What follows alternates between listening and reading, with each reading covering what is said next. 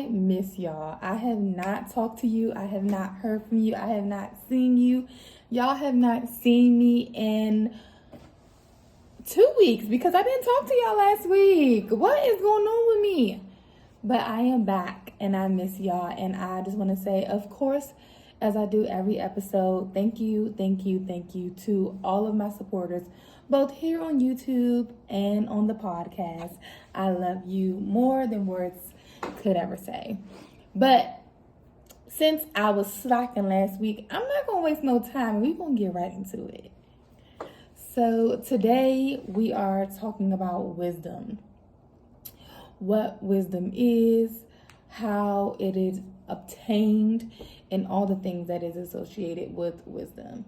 And of course, for me, wisdom and Jesus, right? And so I was just studying this week, and I did a post on Instagram and TikTok, and I just explained how Holy Spirit kind of downloaded in me the fact that experience is the best teacher, but true wisdom comes from the Lord. That direct connect, that direct relationship, that direct conversation and communication, when the Lord really imparts into you something that he holds dear to him, or that is important that you need to know, that true wisdom comes from God. And what wisdom is your knowledge of, right and wrong, your discernment, and really we say wisdom and we feel like it's this big word, and we say discernment and we feel like it's this big word, and like most things, it can be a big word when you don't study, right? And so the definition of wisdom is simply the quality of having experience and good judgment, the quality of being wise, the soundness of an action or decision with regard to the application of experience, knowledge, and good judgment. So when you have wisdom, it is that experience, right? Experience is the best teacher. But to go a step further, when you have that good sound wisdom, that is giving you good judgment, that is giving you the knowledge. And what better knowledge to have than the mysteries, the secrets of God, the things that he imparts in your heart, those things that God whispers to you. And you can obtain that wisdom, and it can either be for you to help you grow in your life, or it could be that wisdom for you to spread into the earth, because that goes two ways, if you ask me. Like any experience or wisdom that you get, it first is for you. And so you go through your experience, you endure your experience, whatever that experience may be for you, in order for you to obtain that wisdom. And then you go out and you give that wisdom to the next person, to the next generation, to help somebody else. Or Father can give you wisdom regarding someone else.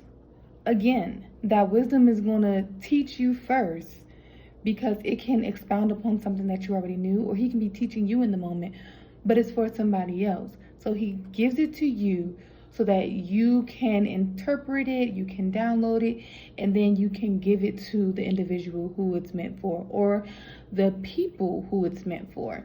For example, this word, it was for me, but I'm spreading it for the earth, so that everyone can be a part of and partake in what God gave me to give you, so that you can now go out into the earth, make your sound and wise decisions based upon the wisdom that came directly from God.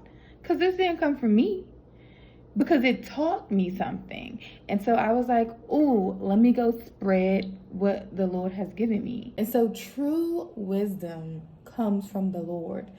going to Him, going to your hiding place.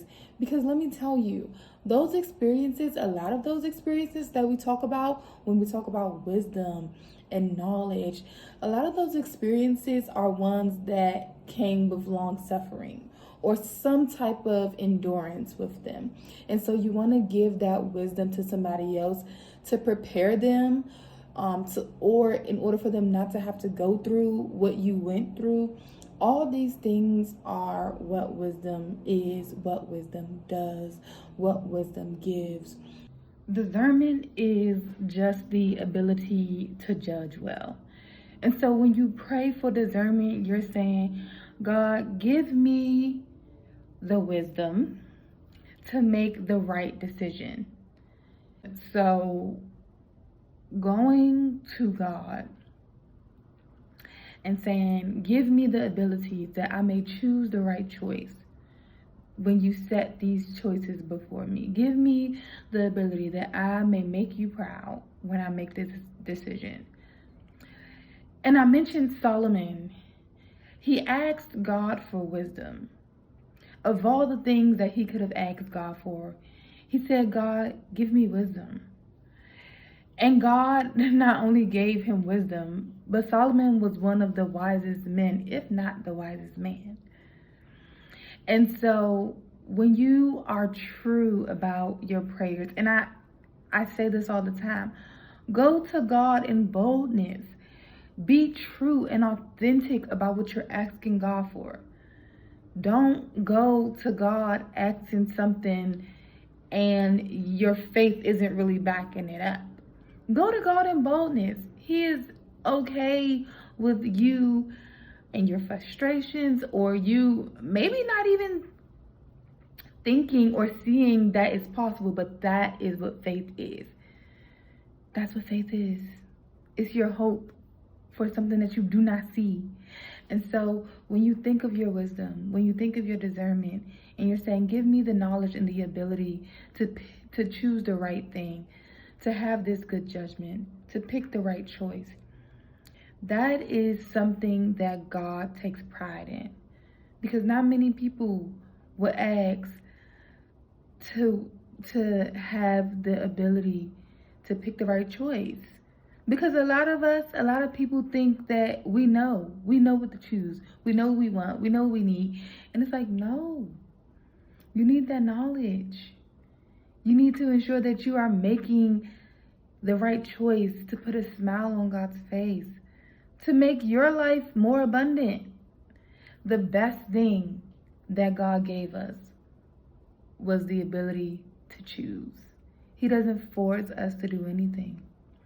He gave us a choice to love Him, to live righteously, to live holy, to have more abundance. That is a choice. Make the right one. God gives you wisdom the same way God gives you a blessing to be a blessing, right?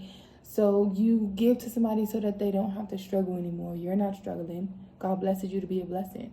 So the joy of having wisdom that comes directly from the Lord is a joy like no other. Number one, it kind of brings you in a deeper connection with God, because you know that you can hear your Father's voice. You know your Father speaks to you. You know your Father is close. You can cling on to your Father in heaven.